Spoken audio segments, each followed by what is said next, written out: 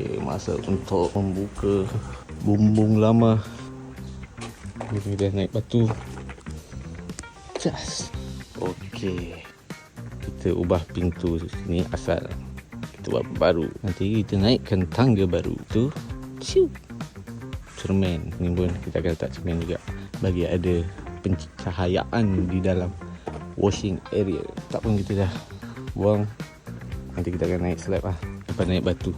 Bismillah. Okay guys, tak sabar. Relax. Baru 6 hari. 6 hari pun dah macam ni, kira okey. Bagus. Alright. Apa lagi kita nak tunjuk? Yang penting, longkang clear. First spot check, saya akan tengok longkang dulu. So bagus. Slab kita akan ikut asal naikkan.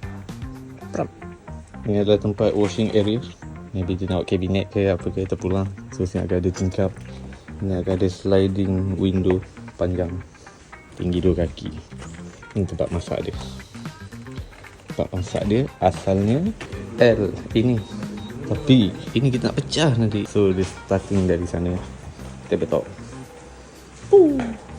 Maybe sampai situ. Sini terlalu panjang. Okay, toilet bilik baru.